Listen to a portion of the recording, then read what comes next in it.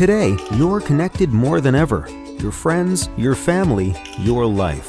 Having a partner that understands banking is what you do on your time, anywhere you like. It's about being connected. Renaissance Bank, understanding you. Daily Journal Newsbreak, sponsored by Renaissance Bank.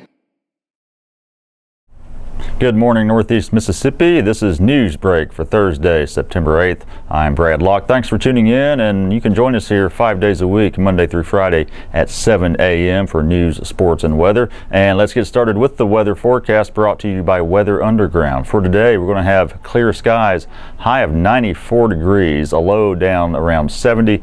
0% chance of rain. Looking ahead to the 3-day forecast. Friday, going to have clear skies again, and again a high of 94 degrees, low of 71, 0% chance of rain. Saturday, partly cloudy skies, a high of 92, low of 69, 20% chance of rain, and cooling off a bit for Sunday with clear skies, a high of 87 and a low of 63, 10% chance of rain.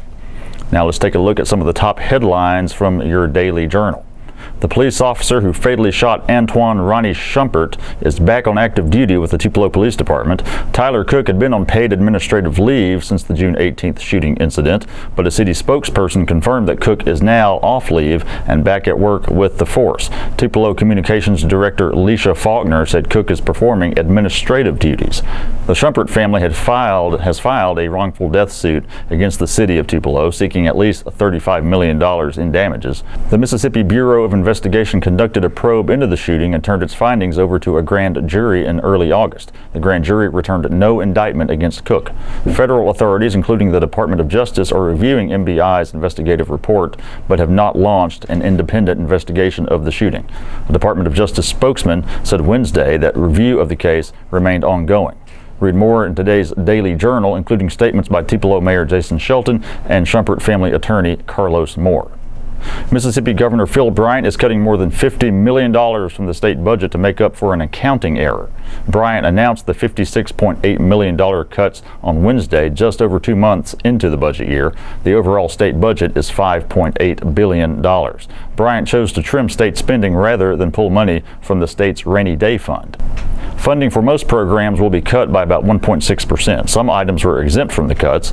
Those include the Mississippi Adequate Education Program, the public school funding formula. Also exempt are Veterans and Military Affairs and student financial aid. House and Senate leaders said in May that officials had overestimated how much money the state might collect this budget year. Republican Lieutenant Governor Tate Reeves attributed it to a staff error.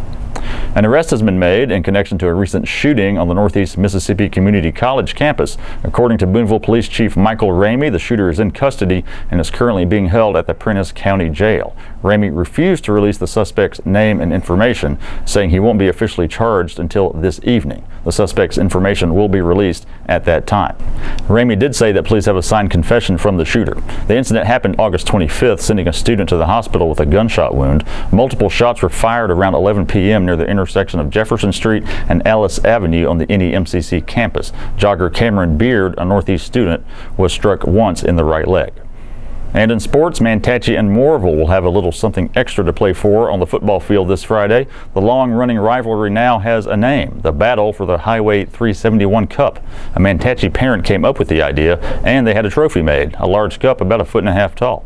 Both teams are struggling this year, with Manatee's record at 0-3 and Moorville's at 1-2, but both head coaches say this game will be intense regardless of records. First-year Moorville coach John Keith is a former football standout for the Troopers. The schools are located 8 miles apart on Highway 371. Manatee won last year's meeting 21-20. This week's meeting will kick off at 7 p.m. in Moorville.